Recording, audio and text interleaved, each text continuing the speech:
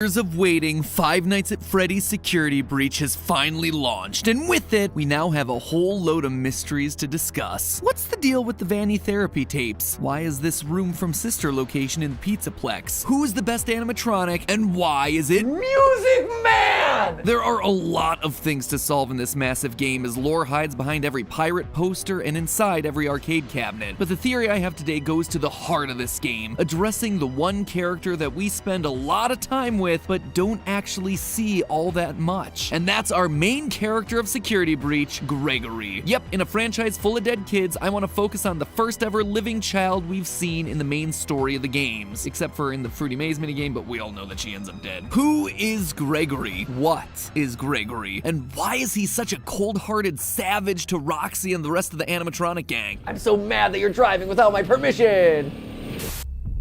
Oh my gosh! Gregory is brutal! My friends, the answers to those questions will recontextualize everything that you thought you knew about this series. So let's begin.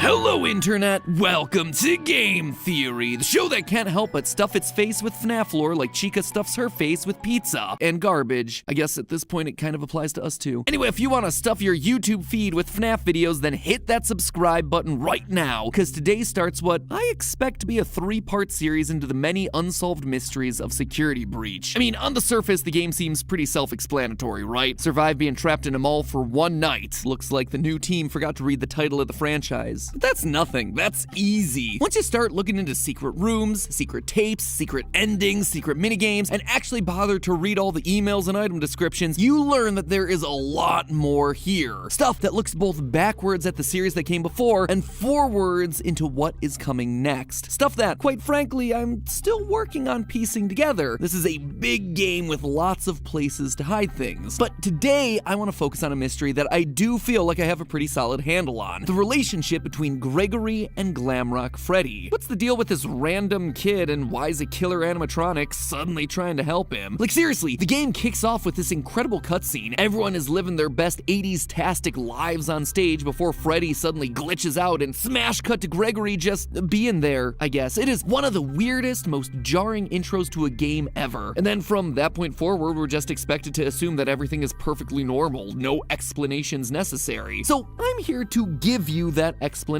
because I strongly suspect that this boy is not a boy, and this robot is not a robot, and that the story of their relationship is one that's trying to make amends for one of the earliest and most pivotal points from this entire franchise. To begin, let's establish what we do know about Gregory in order to piece together the rest. So, what does the game offer us in terms of his backstory? Nothing. First and foremost, we know that he's pretty much off the radar. At the start of the game, Freddy does a quick scan only to realize your guest profile is unknown to me. Similarly, when security guard Vanessa is chatting it up with Freddy, we hear this part of their conversation. That is great news. He can be returned to his parents. He can't. Turns out, there's no record of him. Clearly, Gregory is not a guest at the Pizzaplex. It also seems like he has nowhere else to go. In the game's bad ending, unlocked by just leaving the building at 6 a.m., we see Gregory winding up in an alleyway sleeping in a cardboard box. He appears to be homeless. He's an orphan. This then explains a few other things that we see around the Pizzaplex. In a couple of hidden locations around the building, we find little dens that are filled with drawings, plushies, and beds. The most notable one being the one behind the daycare center. Gregory seems to be living inside the Pizzaplex, which would explain his lack of a guest pass. We can't even be sure that his name is Gregory. In the game's opening scene, Gregory has no issues speaking to Freddy. Will you shut up? Who said that? I did. However, once Freddy asks him for his name, he stutters. I'm Gregory. Why would he stutter on his name when he was clearly fine answering everything else just seconds before? So, what? Is that it? Gregory's just some homeless kid that sets up shop in the Pizzaplex and happens to get wrapped up in Afton and Vanny's plans? Yeah, right. Of course not. Nothing in this franchise is ever an accident. Take a look at Gregory here. Notice anything familiar? Dark eyes, brown hair with a piece fallen between his eyes, shorts, a shirt with 2 stripes across the middle. Ladies and gentlemen, Gregory is none other than the crying child. Don't believe me? Early on, we get this weird moment when Freddy suddenly stops what he's doing and says this. I feel you are broken. We all know that the language in this franchise is never chosen by accident. Everything is meticulously crafted, so is it a coincidence then that the word broken is only used one other time in the FNAF series to describe a child? That iconic FNAF 4 clip with crying child and golden Fredbear, "You're broken, we're still your friends. I will put you back together." The fact that both crying child and Gregory look alike and are considered to be broken screams of a connection existing between these two. Him being the crying child would also explain why he has nowhere else to go. His dad is an undead zombie living inside a yellow bunny suit, and his mom is MIA. There's also lines like this. Your parents want you to follow me.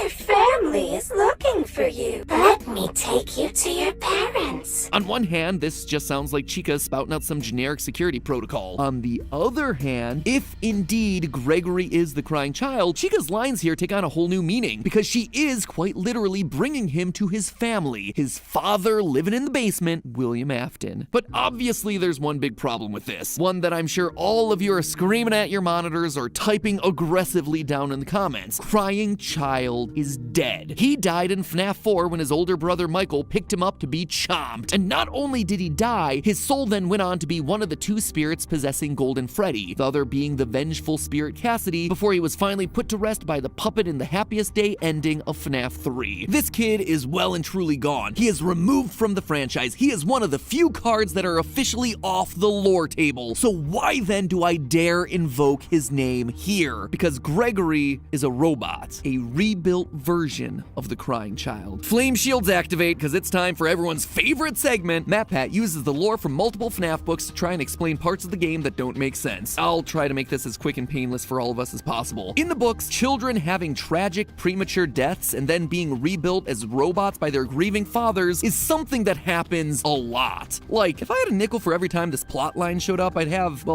like 3 nickels, which is